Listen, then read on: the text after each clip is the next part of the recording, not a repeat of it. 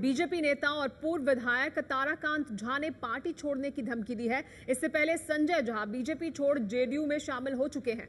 खबर है कि ताराकांत झा इसलिए नाराज हैं क्योंकि उन्हें एमएलसी का टिकट नहीं दिया गया। इससे पहले जेडीयू और बीजेपी के बीच जो खींचतान है वो लगातार सामने आती रही है। बीजेपी नेता और पूर्व विधायक ताराकांत झा ने पार्टी छोड़ने की धमकी दी है। इससे पहले संजय झा बीजेपी छोड़कर जेडीयू में शामिल हो चुके हैं। संजय झा के जेडीयू में शामिल होने के बाद नीतीश कुमार ने कहा था कि बीजेपी के नेताओं की सहमति से संजय झा शामिल हुए हैं जेडीयू में। संजय झा भी बीजेपी में नाराज थे और उसके बाद वो बीजेपी छोड़कर जेडीयू में शामिल हो गए। और अब एक और अहम नेता बीजेपी के जो ये कह रहे हैं, जो ये धमकी दे रहे हैं कि वो शामिल हो जाएंगे बीजेपी छोड़कर जेडीयू में। हमारे साथ इस पर और ज्यादा जानकारी के लिए इस वक्त जुड़ गए स्टार संवाददाता, माफ कीजिएगा एबीपी संवाददाता प्रकाश। उनसे बात करते हैं। प्रकाश, पहले संजय झा गए बीजेपी छोड़कर जेडीयू में और अब ताराकांत झा। संजय झा जब गए थे तब भी यही बात हो रही थी कि क्या नीतीश कुमार बीजेपी को तोड़ने की कोशिश कर रहे हैं? निश्चित तौर पे जिस तरह की बातें सामने आ रही हैं और जब बिहार विधान परिषद के पूर्व सभापति ताराकांत झा जो बीजेपी के जाने माने और कद्दावर नेता रहे हैं, उनके बारे में मुख्यमंत्री नीतीश कुमार से पूछा गया, ये सवाल किया गया कि क्या ताराकांत झा भी आपकी पार्टी में शामिल हो सकते हैं।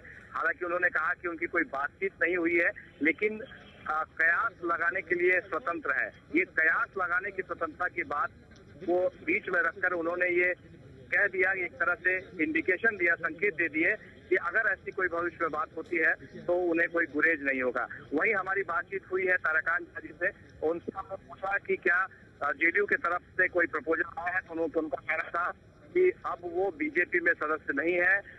टेक्निकल रूप से आज से वो आजाद है, क्योंकि वो जो सदस्यता होती है उन्होंने दोबारा ग्रहण नहीं किया है, ना ही किसी ने अप्रोच किया है। वो बहुत दिनों से नाराज चल रहे थे पार्टी से, तो आज उन्होंने साफ कर दिया कि अगर किसी तरह का प्रपोजल उनके सामने आता है, अगर जेडीयू की तरफ से कोई प्रस्ताव आता है तो इस पर वो जरूर विचार करेंगे। और साथ ही बिहार बीजेपी के नेताओं की जमकर खिंचाई की। उनका कहना था कि जिस तरीके से उनको पार्टी ने उनके साथ व्यवहार किया है, जिस तरीके से सभापति पद खत्म होने के बाद उनको यहाँ तक नहीं बताया गया कि आगे क्या करना है, और यहाँ तक कि उनकी विदाई भी उनको नहीं दी गई, कोई समारोह का आयोजन नहीं किया गया। उनके प्रति जिस तरीके से उदासीनता दिखाई है बीजेपी, उससे पूरी तरह से वो नाराज थे। यहाँ तक उन्होंने कहा कि उनसे कोई मिलने तक नहीं आया, कोई बातचीत करने तक नहीं आया। तो बीजेपी से नाराजगी तो चल ही रही थी, इधर ये भी संकेत मिलने लगा कि क्या अगर जेडीयू की तरफ से कोई प्रस्ताव आता है, मुख्यमंत्री की तरफ से कोई प्रस्ताव आता है, तो उस पर वो विचार कर सकते हैं। दूसरी तरफ मुख्यमंत्री की काफी तारीफ भी की, उनके बारे में उन्होंने काफी कुछ प्रशंसा के शब्द भी कहे, और ये भी कहा कि उनकी पार्टी के लोगों से तो अच्छे नीतीश कुमार हैं, जिन्होंने उनकी खोज खबर ली और व्यक्तिगत तौर पर प्रकाश, आप हमारे साथ बने रहिए, लेकिन बीच में आपको रोककर मैं ये खबर दे दूं जो आपने हमें बताई है, वो ये कि ताराकांत झा का ये कहना है कि वो बीजेपी के अब सदस्य नहीं हैं। ये उन्होंने साफ कर दिया है। यानी प्रकाश, आपसे एक बार और साफ तौर पर जानना चाहूंगी, क्या हम ये कह सकते हैं कि उन्होंने पार्टी छोड़ने का ऐलान कर दिया है या पार्टी छोड़ दी है साफ तौर पर? जी हाँ, निश्चित तौर पे जिस तरीके से उन्होंने पूरी बातें कही हैं, और जब से सभापति पद का उन्होंने वो खत्म हुआ उनका कार्यकाल, उसके बाद से लेकर अब तक जो स्थिति उन्होंने बयां की है, अपने दर्द को उन्होंने बयां किया है। यहाँ तक कि हमने पूछा कि क्या दूध के मक्खी की तरह उनको पार्टी ने निकाल दिया, क्या उनका मोह भंग हो गया है। तो जो दर्द उनकी बातों में दिख रहा था, जो वो कह रहे थे, उससे साफ था कि वो पार्टी के अब कहीं से भी सदस्य नहीं है।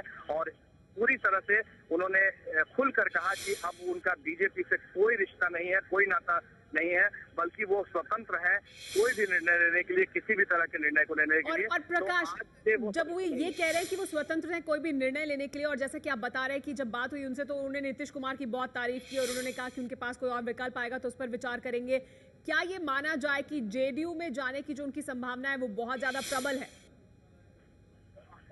जिस तरह से नीतीश कुमार सीधे तौर पे कह रहे थे कि क्या ये कयास लगाया जा सकता है, हालांकि उनकी कोई बातचीत नहीं हुई है, तो दोनों मत सामने आ रहा है कि अगर अगली बार किसी तरह की बात होती है, अगर बीजेपी के साथ तनातनी और बढ़ती है, तो ऐसी परिस्थिति में आने वाले दिनों में ताराकांत झा के जेडीयू में आने की संभावना से इनकार नहीं किया जा सकता है। लेकिन फिलहाल संजय झा के आने के बाद से तलखी बढ़ी है, दोनों दलों के बीच में तनातनी बढ़ी है, उसको देखते हुए नीतीश कुमार तुरंत में तो कोई जरूर निर्णय नहीं लेंगे ऐसा जिससे कि बीजेपी में और बगावत हो, बीजेपी की तरफ से किसी तरह की और बातें आए। लेकिन ताराकांत झा की तरफ से ये स्पष्ट है कि वो बीजेपी के अब सदस्य नहीं है और आज से वो कोई भी निर्णय लेने के लिए पूर्णतः स्वतंत्र है। जेडीयू की तरफ से कोई प्रस्ताव अगर आता है तो उसे वो स्वीकार कर सकते हैं या फिर उस पर विचार कर सकते हैं। इस बारे में उन्होंने जरूर ऐसी प्रतिक्रिया दी।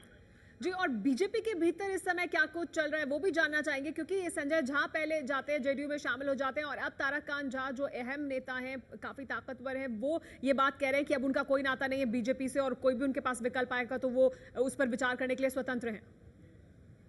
जी हाँ, बीजेपी के अंदर में खलबली जरूर है इस बात को लेकर, क्योंकि जिस तरीके से संजय झा ने सीधे तौर पे कहा आने से जेडीयू जाने से पहले कि उनसे सुशील कुमार मोदी जो बिहार के उप मुख्यमंत्री हैं उनसे और अरुण जेटली जो केंद्र में बड़े नेता हैं बीजेपी के, उनसे सहमति ले ली गई थी।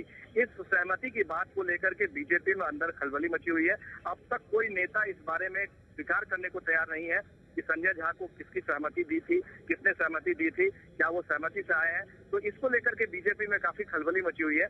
ऐसे में ताराकांत झा का यह कहना कि वो अब बीजेपी के सदस्य नहीं है तो निश्चित तौर पे बीजेपी के अंदर जो गर्माहट चल रही है और दो मिथिलांचल के बड़े नेता, खास जाति के नेता अगर इस तरह की बात कहते हैं तो इसको लेकर के बीजेपी के अंदर में एक बार फिर से मंथन शुरू हो सकता है।